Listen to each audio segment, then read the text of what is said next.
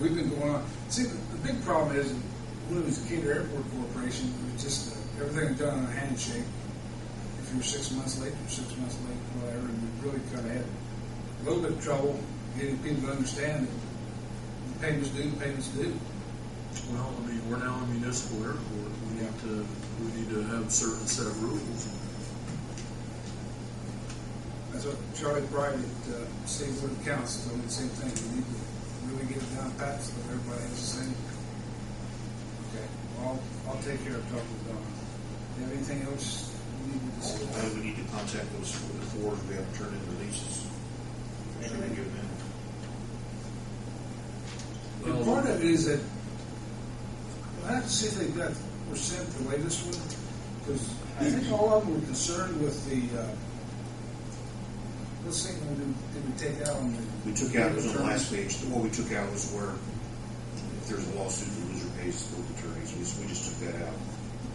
Remember that was like in the former in the boilerplate lease that we got, and had some objections to that. We just removed that anyway. That was. That was actually there were 1, 2, 3, 4, 5, 6. I thought Struckman signed his and sent it in because he and I talked about it, and I thought he had signed it and sent it in. I'll have to check with Bob, did you send yours in yet? A long time ago. Okay, I sent it in with the. Anyone that is left, we'll send them another one stating that that part has been taken out in case they just look at it, whatever. Well, I don't know whoever's sending the emails on that. They don't understand that case. That case is not telling them what they're. He's gone. That was the helicopter guy. He's gone anyway. Okay, because they just don't understand that. You're right. The basis of it is correct. I mean, the American rule is that each party pays their own attorney, but that's changed by either statute or agreement.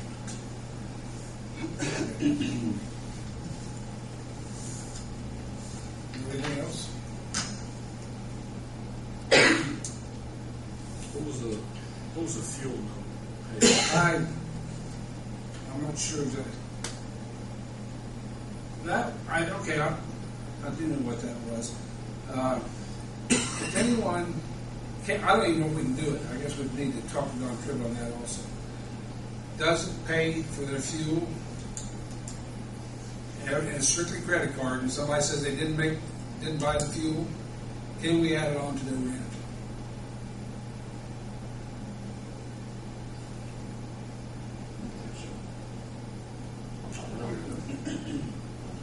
Well, I mean, I guess my thought is, yes, someone's buying fuel, not saying they're not paying for it. I mean, how does that work? I mean, how do you do that?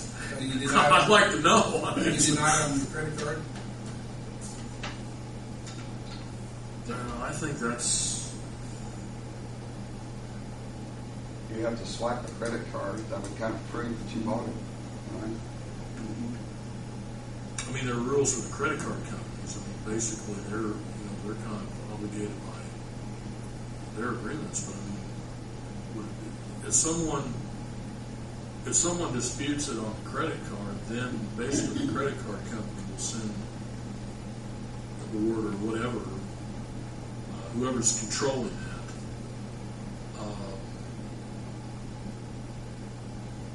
A statement saying that there's a dispute on it, and then you would have to provide the documentation to the credit card company. But that's such a rare occurrence.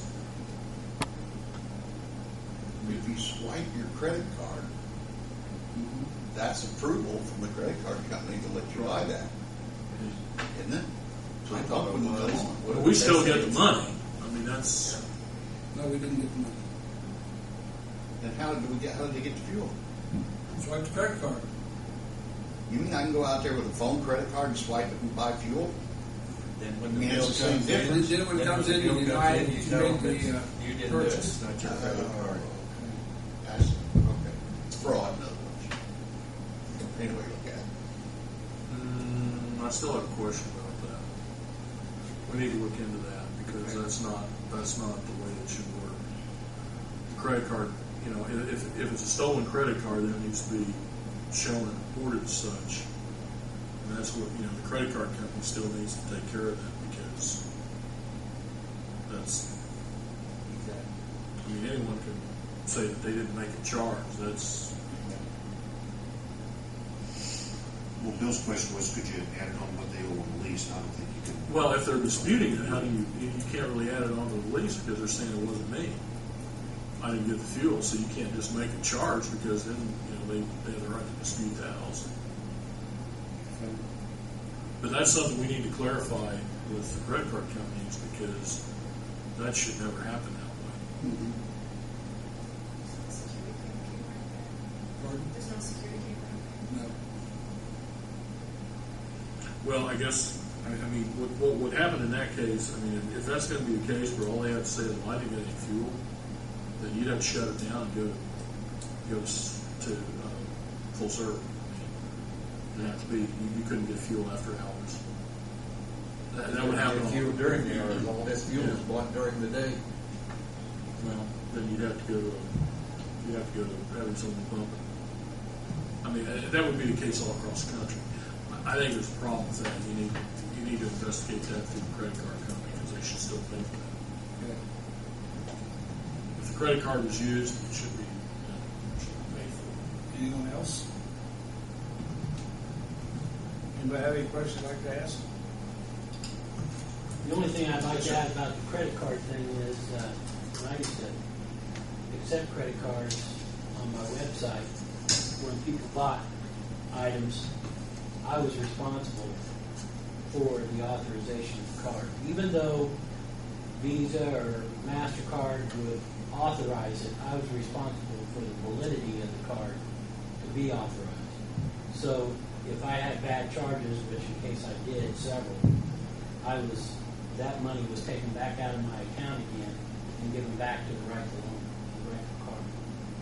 And I didn't have any way around it. I couldn't find any way around it. So I was out that money because I didn't validate that card. We have no one on site to validate. I know. When they swipe it in the automatic machine, the credit card company then validates it there. Well, if it would be your third-party vendor who validates it before it goes to the credit card company. There's like a third party that validates your card and decides whether it's a good card, bad card. Well, but that used to be the case when you had the old booklets that you had to look the numbers up. But under the new electronic system, when that card's swiped, there's an approval made by the credit card company to pay that. So, I mean, I don't know that that's the case. I mean, maybe I'm wrong about that. I'm not, but I mean, there are approval codes given, because you know, you go to your gas station, you swipe that card, you don't get to pump it until it's approved. So I don't know. Maybe I'm wrong about that, but I would think that there's an approval code given. If that should be a credit card company's problem. That, Like you said, though, it would be worth investigating so you know whether you're held liable or what. yeah, I think we need to look into that, because we can't afford to lose money on that. Anybody else have anything? That's what in the ATM machine photographing when you use credit cards. All the ATM machines photographing when you use it. You want an ATM machine? It's just a credit card swipe. It doesn't have, I mean, you can install cameras, but of course you've got the expense there. We've talked about that actually, cameras. Well, I know the ATM machine you use card, it's photographed. I don't know what that would cost to do that. It might be costing a little bit. And again, you can't lose money. We looked at camera, $4,500 for a camera. That's a lot of money. I guess I don't know. Maybe, like I said, I may well be there. I don't know that much about credit card, how that works. But I always thought once the approval code was given by the credit card company, it was done. The transaction was locked in. I mean, how all the gas stations